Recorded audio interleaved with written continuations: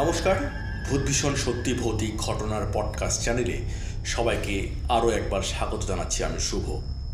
আশা করি সকলে খুব ভালো আছেন, সুস্থ আছেন, নিরাপদে আছেন।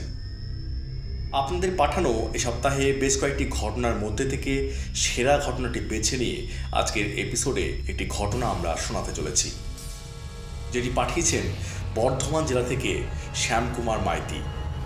তো উনি যেভাবে আমাদের ঘটনাটি লিখে পাঠিয়েছেন, আমি কোনো কথা না বাড়িয়ে সেই ঘটনাটি আজকে পড়ে শোনাচ্ছি। তো আমি কথা দিতে পারি, এই ঘটনাটি শুনতে গিয়ে আপনাদের গায়ের লোম দাঁড়িয়ে যাবে। তাই যারা ঘটনাটি শুনবেন বলে মনস্থির করেছেন, তারা হাতের কাছে যদি হেডফোনটি থেকে থাকে তাহলে সেটি কানেক্ট করে নিয়ে কিন্তু ঘটনাটি শুনতে পারেন। তো চলুন আজকে শুরু করছি। গ্রামের নাম তেলিয়াপুকুর।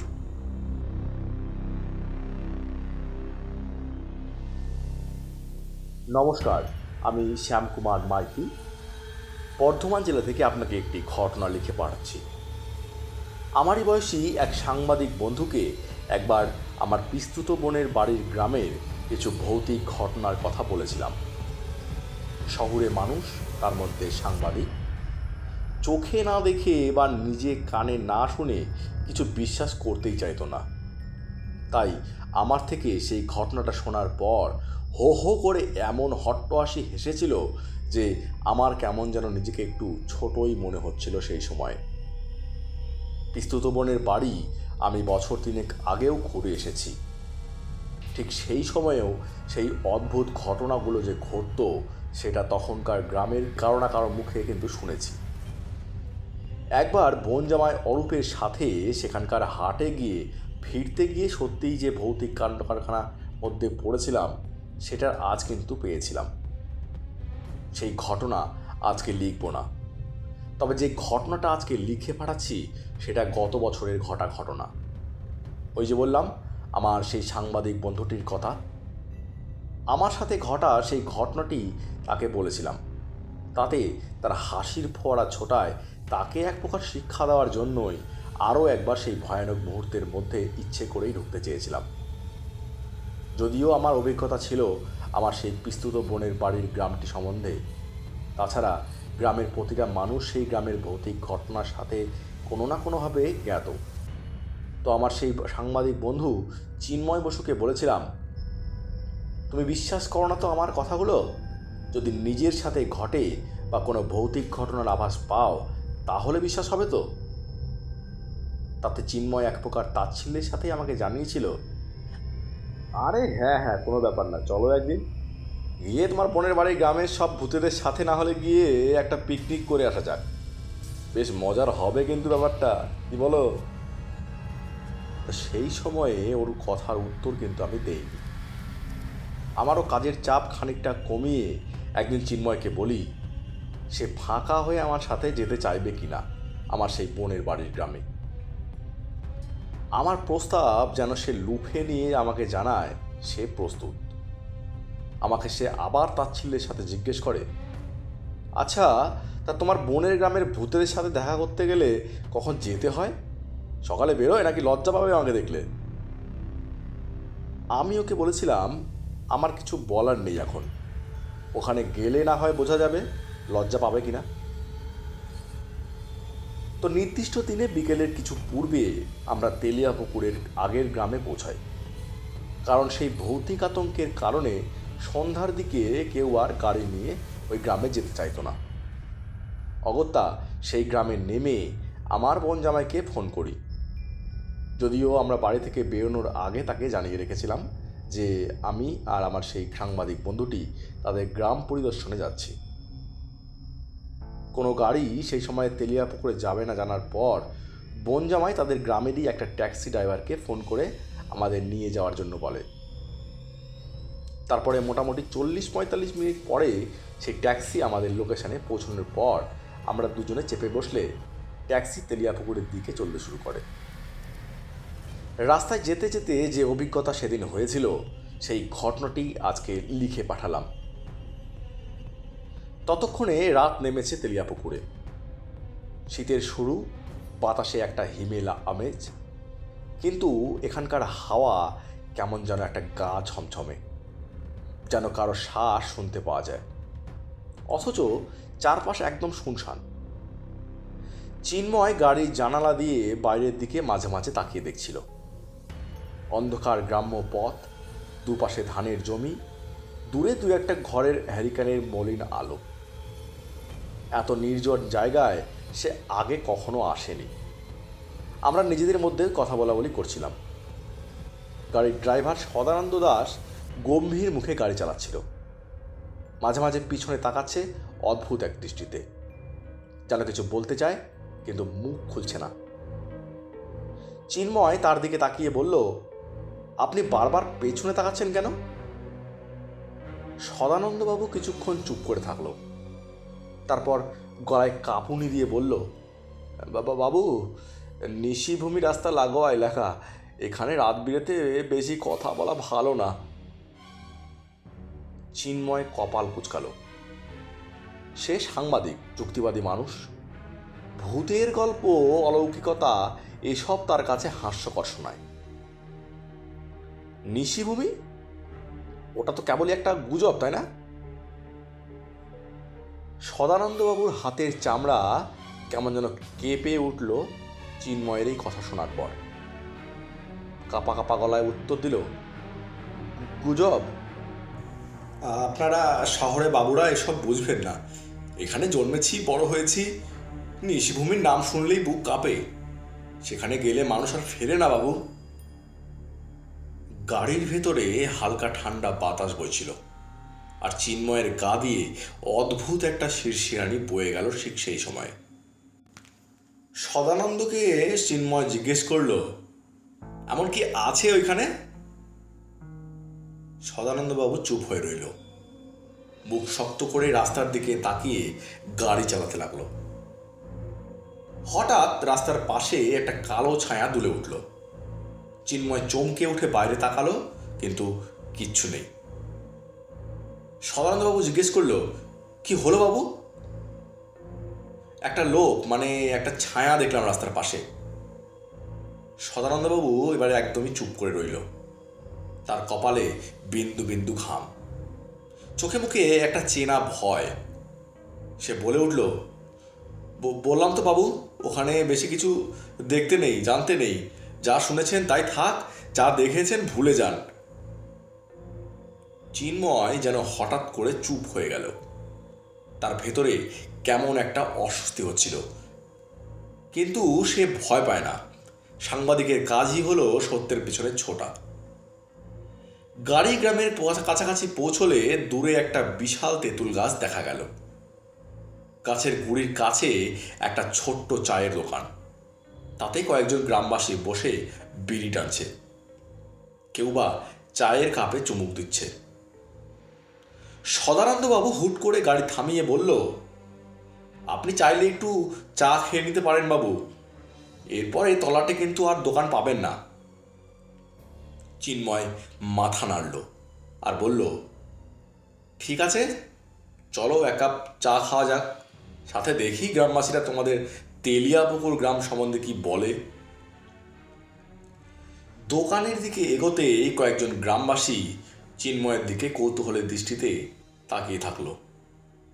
চিন্ময় একটু হালকা না হয়ে সরাসরি জিজ্ঞেস করল, আপনারা তেলিয়াপুকুর গ্রাম সম্বন্ধে কি জানেন বলুন? এক মুহূর্তের জন্য সবাই চুপ করে গেছিল।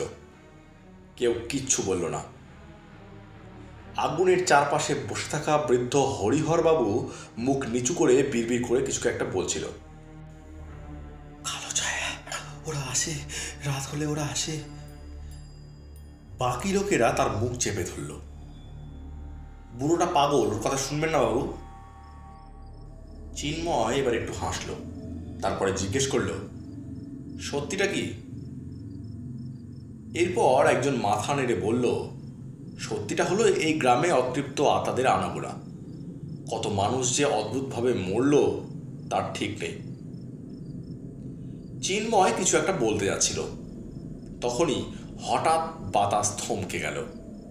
চারপাশের কুকুরগুলো একসঙ্গে ডেকে উঠল। ড্রাইভার সদানন্দবাবু দৌড়ে এসে আমাদের কাছে এসে বলল, বাবু, আর সময় নষ্ট করবেন না, চলুন, এখানে আর বেশি রাত পর্যন্ত থাকা ঠিক হবে না। আমি আপনাদের ঠিক মতো পৌঁছে দিতে পারলে তবে নিশ্চিন্ত হব। চিন্ময় মনে মনে হাসল। সে তো ভয় পায় না, কিন্তু তার পেছনে অন্ধকারের মধ্যে সেই সময়ে কিছু যেন একটা সরে গেল, আর এটা সে নিজেও উপলব্ধি করল। চিন্ময়ের মনে হলো কেউ কেউকে দেখছে। যাই হোক, সেদিন আমরা বোনের বাড়ি পৌঁছলাম। ড্রাইভার আমাদেরকে প্রণাম জানিয়ে বিদায় নিল। আমাদের পৌঁছানোর আগেই বোন রান্না কমপ্লিট করে রেখেছিল। অনেকটা দূরের রাস্তা পার করে পৌঁছেছিলাম জন্য আর দেরি না করে আমাদেরকে সে খাবার দিয়ে দেয়। রাত গভীর হয়ে যায়। অন্ধকার ঘরে বসে চিন্ময়ের মনে হচ্ছিল চারপাশটা কেমন যেন অস্বাভাবিকভাবে নীরব। কোনো গাড়ির হর্ন নেই, মানুষের কোলাহল নেই, এমনকি ঝিঝি পোকার শব্দটাও যেন কেমন স্তব্ধ হয়ে গেছে। সে জানালার দিকে তাকিয়ে বাইরে দেখল। চারদিক অন্ধকার, শুধু দূরের অশ্বত্থ গাছের নিচে কুয়াশার মধ্যে একটা আবছা ছায়া। চিন্ময় একটা দীর্ঘশ্বাস ফেলল। গাগঞ্জের গল্প শুনে ভয় পাওয়া তার স্বভাব নয়, তবু এই গ্রামটির সাথে নিয়ে আজকের ঘটনাগুলো মাথায় ঘুরপাক খাচ্ছিল তার। চায়ের দোকানের বৃদ্ধ হরিহরবাবুর বিড়বিড় করা কথা, ড্রাইভার সদানন্দবাবু এর আতঙ্কিত চেহারা, সব মিলিয়ে একটা চাপা অস্বস্তি কাজ করছিল তার মধ্যে। সে মাথা ছাগালো। এরপর ভাবলে চলবে না। আগামীকাল সকালে গ্রামের লোকেদের থেকে এতদিনে ঘটা সমস্ত ঘটনা শোনার পরিকল্পনা করছিল সে। আজ বিশ্রাম নেওয়া দরকার। তো চিন্ময় বিছানায় শুয়ে আলোটা নিভিয়ে দিল। ঘরটা সাথে সাথে অন্ধকারে ঢেকে যায়। এরপরে সাইলেন্স, একটা নিস্তবতা ছড়িয়ে পড়ল ঘরের মধ্যে। চিন্ময় চোখ বুঝতেই তার কানে ফিসফিসিয়ে আওয়াজ আসে, অবশেষে তুমি এলে। সে চমকে উঠে তাকালো। ঘর অন্ধকার, সবকিছু স্বাভাবিক। সে একটা গলার স্বর শুনেছে তো, নাকি এটা তার মনের ভুল? আবার সে চোখ বন্ধ করল। আবার সেই ফিসফিসানি গলায় কারো আওয়াজ তার কানে ভাসল। চিন্ময় এবারে ধর্মড়িয়ে বিছানা ছেড়ে উঠে বসল। গোটা গা ঘামে ভিজে যাচ্ছিল তার, সাথে শ্বাসকষ্টের মতো হতে থাকে। আমি উঠে অরূপকে ডাকতে থাকি। তাড়াহুড়া করে বোন আর বোন জামাই আমাদের ঘরের দিকে আসে। চিন্ময়ের অবস্থা দেখে তড়িঘড়ি করে জল এনে দেয় তাকে বোন। জল খেয়ে কিছুটা স্বস্তি অনুভব করলে তাকে জিজ্ঞাসা করা হয় হঠাৎ করে এমন কি ঘটেছিল তার সঙ্গে। মান সম্মান ক্ষুণ্ণ হওয়ার ভয়েই হোক বা সেই ঘটনার নিজের মধ্যে চেপে যেতে চাওয়ার কারণেই হোক, সে কিন্তু আমাদের প্রশ্নটা এড়িয়ে যেতে চায়। সেই সময় আমাদের কিছু জানাতে চাইছে না দেখে আমরাও আর জোর করিনি। যাই হোক, আবার সবাই ঘরে ঢুকে শুয়ে পড়ি। কিন্তু সকালে যখন ঘুম থেকে উঠি দেখলাম 7:15 বাজে। গ্রামের এলাকায় 7:15 মানে অনেক বেলা। উঠে দেখলাম বাড়িতে কেউ নেই। চিন্ময়কে অনেকবার জোরে জোরে ডাকার পরও তার গলার আওয়াজ পাইনি। বাড়ি থেকে বেরোতেই দেখলাম বোনের বাড়ির পেছনের যে রাস্তাটা গ্রামের আরও ভেতরে গেছে, সেটা দিয়ে 2-3টা গ্রামেরই মানুষ দৌড়ে এগিয়ে আসছে। তাদেরকে থামিয়ে আমি জিজ্ঞেস করাতে জানতে পারি গতকাল রাতের দিকে অপরিচিত একজনকে গ্রামের নিশিভূমি এলাকা সংলগ্ন পুকুরের ধারে পড়ে থাকতে দেখা গেছে, যার গোটা শরীরে আঁচড়ানো। তাকেই দেখতে তারা দৌড়ে যাচ্ছে। আমিও বোনের বাড়ির গেট বাইরে থেকে টেনে দিয়ে সেই লোকগুলোর সাথে দৌড় দেই। সেখানে পৌঁছে দেখলাম প্রচুর মানুষ সেখানে ভিড় করে আছে। আর সেই অপরিচিত মানুষ বলে সেই 3 জন যাকে উদ্দেশ্য করেছিল, সে আর কেউ না, আমার সেই সাংবাদিক বন্ধু চিন্ময়। ততক্ষণে গ্রামের ছোটোখাটো ডাক্তারি করা একটি মাঝবয়সী লোক চিন্ময়ের কাছে থেকে তার জ্ঞান ফেরানোর চেষ্টা করছে। আমার পৌঁছানোরও প্রায় 1 ঘন্টার ওপরে সময় পরে চিন্ময়ের জ্ঞান ফিরেছিল। তাকে ততক্ষণে ভ্যানে করে বোনের বাড়িতে আনা হয়। জ্ঞান ফিরলে সবাইকে চোখ খুলে দেখেই সে চিৎকার করে উঠেছিল। পরে একটু শান্ত হয়ে যখন জিজ্ঞেস করা হয়, তখন ওই পুকুর ধারে কীভাবে পৌঁছায় এটা জিজ্ঞেস করি, তাতে তার মুখে যা শুনি গায়ের লোম আমার খাড়া হয়ে গেছিল। এমনকি সেই ঘটনা লিখতে গিয়ে এখনও সেই দিনের সেই মুহূর্তের কথা মনে করে কাঁটা দিচ্ছে গায়ে। চিন্ময় জানায় রাতে ঘুমানোর পর কেউ তাকে তার নাম ধরে রেখেছিল, কিন্তু অচেনা জায়গায় কেউ তার নাম ধরে ডাকলেও তার কোনোরকম ভিন্ন অনুভূতি হয়নি। সে সেই গলার আওয়াজ অনুসরণ করে সেই বাড়ি থেকে বেরিয়ে পড়ে। কিছুক্ষণ পর ধীরে ধীরে বেশ কয়েকটা ছায়ামূর্তি তার সামনে আসে, তাকে ঘিরে ধরে, আর রাস্তায় আস্তে আস্তে অবজ্ঞা ভরা কথাবার্তার জন্য তাকে বিভিন্ন রকম ভয়ানক রকম গলার আওয়াজে তাকে অতিষ্ঠ করে তোলে। তাকে শূন্যে তুলে আছাড় দেয়, গায়ের সর্বস্ব আছড়ে দেয়। তারপরে তার চোখের সামনে সেই ভয়ানক ছায়ামূর্তিগুলো সেই পুকুরের মধ্যে লাইন ধরে প্রবেশ করার পরে হারিয়ে যায়। সেই মুহূর্তেও সে লক্ষ্য করেছিল পুকুরের জল আর চারিদিক একদম থমথমে। তার মুখ থেকে এই ঘটনাগুলো শোনার পর সেই রাতেই যখন সে বিছানায় হুড়মুড়িয়ে উঠে বসেছিল, তখনকার ঘটনার কথা জিজ্ঞেস করি আমি। তারপরে সে নিজে মুখে তখনকার ঘটনাটা আমাদের কাছে স্বীকার করে। সেই দিনের ঘটনার পর প্রায় 3 দিন মতো সেই বোনের বাড়িতে আমরা ছিলাম। তারপরে সেই ট্যাক্সি ড্রাইভার সদানন্দবাবুর গাড়িতেই আমার বোন জামাই আমাদের পাশের গ্রামের সেই স্ট্যান্ডে অন্য আরেকটা গাড়িতে চাপিয়ে দেয়। সেই দিনের ঘটনার পরবর্তীতে বন্ধু চিন্ময় এই সমস্ত ঘটনা যে সত্যিই ঘটে সেটা মানতে বাধ্য হয়েছে। তবে এইসব ঘটনা যাদের সাথে এখনো ঘটেনি তারা এই বিষয়ে তাচ্ছিল্য বা ভুলভাল বক্তব্য রাখতে পারে, তাতে আমার কিছু আসে যায় না। আমি মনে করি এনার্জি পজিটিভ যদি আমাদের পৃথিবীতে বিরাজমান থাকে তাহলে নেগেটিভ কিছু অবশ্যই থাকবে। তো যাই হোক, ঘটনাটি এইটুকুই ছিল। আমার তরফ থেকে অনেক শুভেচ্ছা রইল তোমার চ্যানেলের জন্য, আর এভাবেই আমাদেরকে সত্যি কিছু ভৌতিক ঘটনা শুনিয়ে যাও। তো শ্রোতা বন্ধুরা, এই ছিল আমাদের আজকের সত্যি ভৌতিক ঘটনা, যেটি শ্যামকুমার বাবু আমাদের বর্ধমান থেকে লিখে পাঠিয়েছিলেন। তো ঘটনাটি শুনে আপনাদের কেমন লাগলো সেটি কিন্তু কমেন্ট বক্সে কমেন্ট করে জানাতে ভুলবেন না। যদি ঘটনাটি ভালো লেগে থাকে তাহলে একটা লাইক করে আমাদের পাশে থাকবেন, আর যদি চ্যানেলে কেউ নতুন হয়ে থাকেন আমি অনুরোধ করব চ্যানেলটি আপনারা সাবস্ক্রাইব করে রাখুন। ভবিষ্যতে এই সমস্ত ঘটনাগুলি শোনার জন্য আপনারা পাশে থাকা বেল আইকনটিকে টাচ করে কিন্তু নোটিফিকেশান অন করে রাখতে পারেন।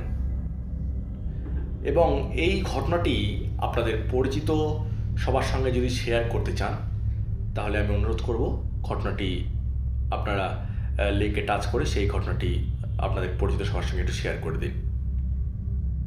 আর যারা আমাদের চ্যানেলে এরকম কিছু সত্যি ভৌতিক ঘটনা যেগুলো আপনাদের সঙ্গে ঘটেছে বা আপনাদের কারো পরিচিতর সঙ্গে ঘটেছে সেগুলো আমাদের জানাতে চান, তাহলে আমরা অবশ্যই আপনাদের অনুরোধ করব আমাদের হোয়াটসঅ্যাপ নাম্বারে যোগাযোগ করতে। আপনারা আমাদের হোয়াটসঅ্যাপ নাম্বারে যোগাযোগ করতে হলে আমার হোয়াটসঅ্যাপ নাম্বারটি লিখে রাখতে পারেন। আমার হোয়াটসঅ্যাপ নাম্বার হলো 9563116731। এছাড়া আমাদের ভেরিফাইড ইমেল আইডিতে আপনারা ইমেল করে কিন্তু আপনাদের ঘটনাগুলো লিখে পাঠাতে পারেন। আমরা আমাদের চ্যানেলের ডেসক্রিপশানে কিন্তু হোয়াটসঅ্যাপ নাম্বার সহ চ্যানেলের লিঙ্কটা কিন্তু শেয়ার করে রাখবো। আপনারা সেখান থেকে কপি করে নিয়ে কিন্তু ঘটনাগুলো পাঠাতে পারেন। তো যাই হোক, আজকের মতো ঘটনাটি এটুকুই। ফিরে আসবো আগামী রবিবার আরও একটি রোমাঞ্চকর ভৌতিক ঘটনা নিয়ে আপনাদের মধ্যে থেকেই, আপনাদের পাঠানো ঘটনাগুলির মধ্যে থেকেই। তো আজকের মতো এটুকুই। সবাই ভালো থাকবেন। শুভরাত্রি।